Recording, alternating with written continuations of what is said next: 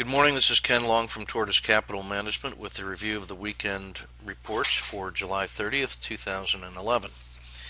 We have a market that is in sideways normal on an annual basis using weekly RSI 14. It's at 51 out of 100.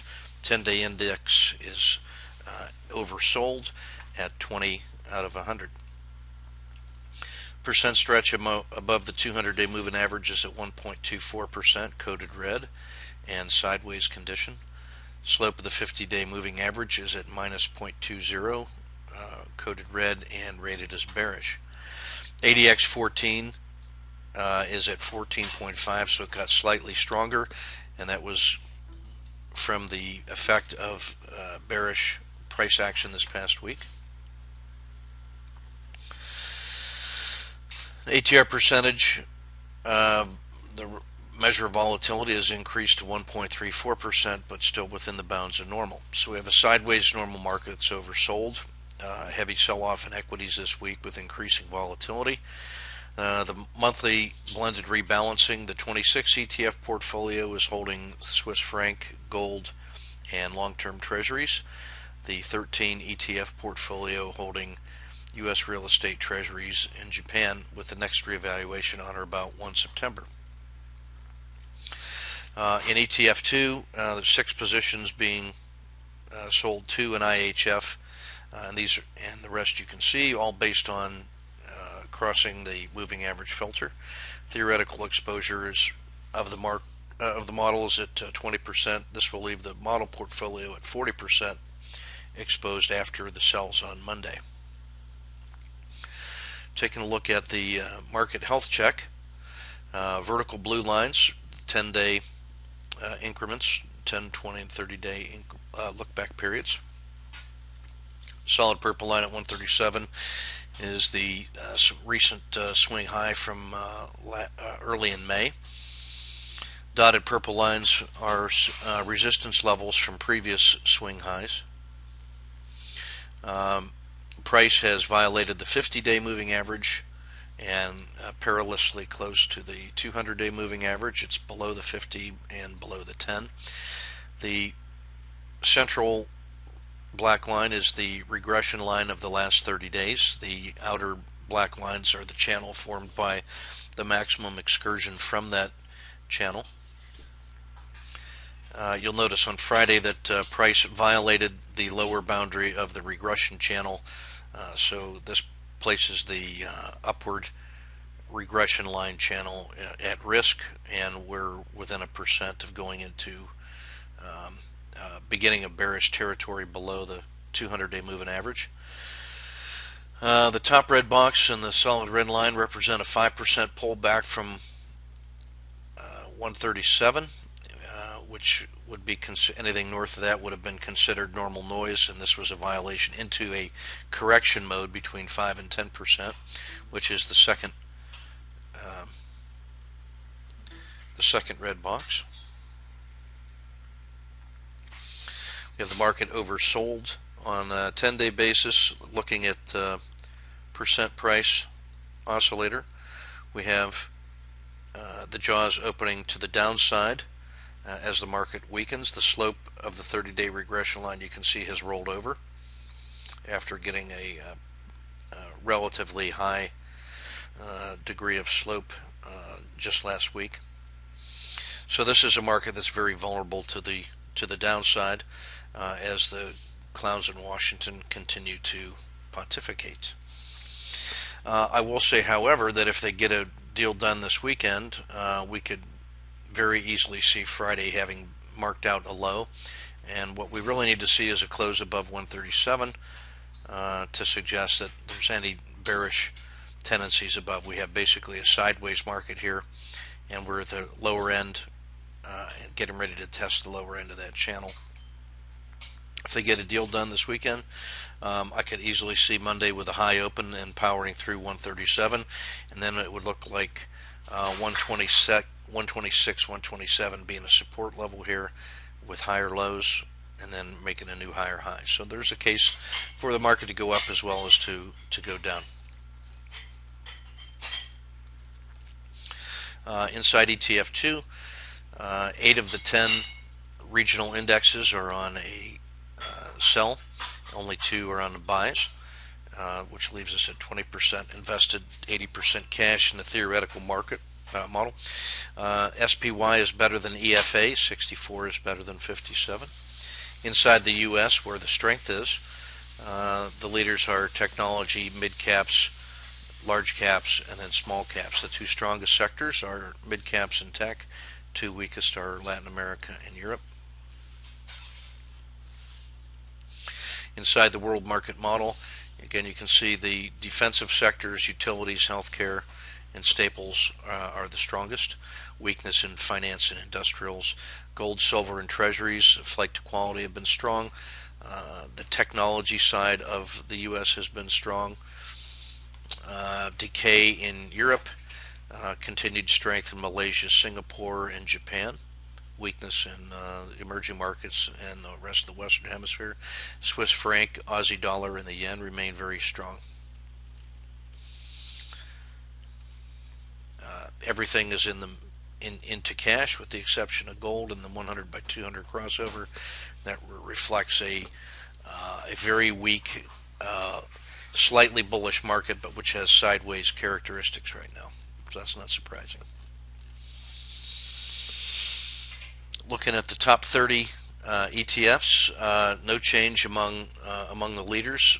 Swiss franc, staples, gold, pharmaceuticals, precious metals, Aussie dollar, retail, biotech, silver, more healthcare. So it's all the defensive sectors and protection against inflation. Among the liquidity leaders, emerging markets just went back above silver, so gold is at 4 and silver is at 6. Silver remains very volatile and good enough to trade intraday. And those that are highlighted in green are the ones that are exceptionally volatile intraday and thus make good trading candidates.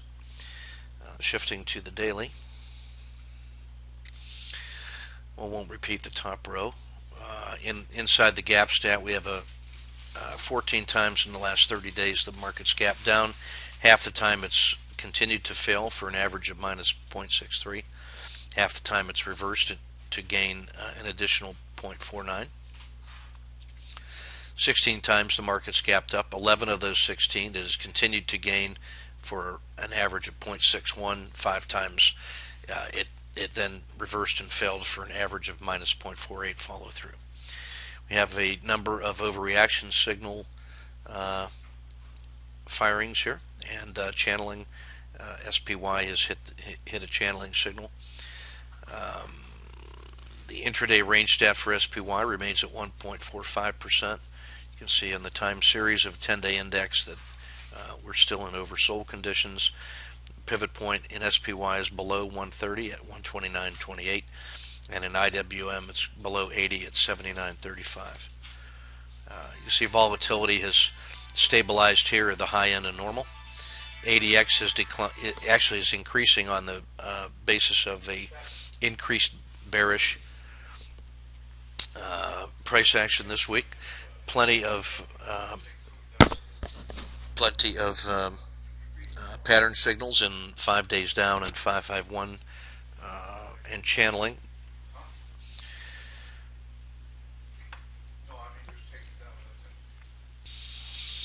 In the Dow 30 tactical summary, again, you can see the large number of dojis and channeling and 5-day down signals that we have, and the max pain range compression top 5: Caterpillar, 3M, United Tech, Merck, and Bank of America. Among the ETFs, the same conditions. Lots of channeling, 5-day down and 551 patterns. Natural gas, industrial, small caps, materials, and oil on the max pain range compression.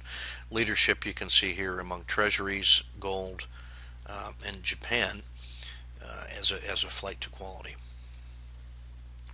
The frog candidates for your reference. Signal to noise ratio, again, those in the green are the ones that have the most directionality intraday. You can see DBA, silver, natural gas. It's not surprising that these are dominated by commodity-based targets.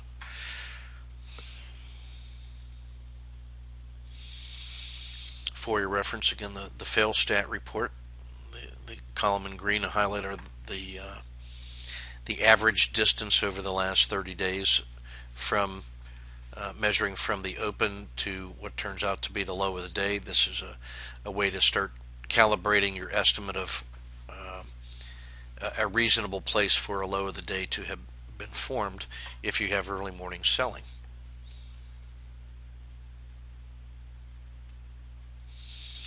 Looking at the market mosaic, you can see the slope of the regression line, R squared, is declining based on the variation here above and below the regression line. You can see the regression line has crossed its 10-day moving average at a distance greater than one standard deviation above average, which marks 135 as potentially a turning point, a local maximum, and we're very vulnerable to the downside. It really all depends, however, I think, on the response to any deal that may get done this weekend. I expect the relief rally to be basically a way to punish the people that held short positions over the weekend. Intraday range stat percentages for reference and the holding periods. You can see the strength in technology here lately and in Japan compared to the other indexes. On the 30-day quality report for the Dow, I'm looking at favored targets of in technology, Cisco, Hewlett Packard, Microsoft clearly leading the way. It's the strongest quality number over the last 30 days. No surprise to those of you who've been listening along. And then IBM. So all four of the positive divergences are in technology. That's a broad-based tech strength. And so I would suggest that if we do get a deal done this weekend, that U.S. technology is a likely candidate to lead the way north. Looking at the ETF 30, again, the divergences are coming from diamonds, S&P Tech, NASDAQ 100, consumer discretionary, coal. The strongest candidates of the last 30 days have been gold, Japan, energy, coal, NASDAQ Tech, and S&P Tech. And you can see how much improvement there's been in technology going from red to green. Safe zone channel violated to the downside earlier this week. Pivots for your reference. You can see in the alpha stat here that technology and the diamonds have come back to the zero line, balanced with the market on the sell-offs. Profit taking in mid caps and small caps have taken them underneath the market, so relatively weak, but evidence of a turning point on Friday. Broad-based strength in real assets compared to the S&P, and really the globals, I think, have been benefiting from all the attention to the shenanigans in Washington. You can see that reflected here. And that's everything I want to cover for the weekend strategy report. And we'll defer the charts of interest this week simply because I think they're very vulnerable to political announcements this weekend. We'll resume with that next weekend. This is Ken Long from Tortoise Capital signing off. Keep your risk measured and powder dry.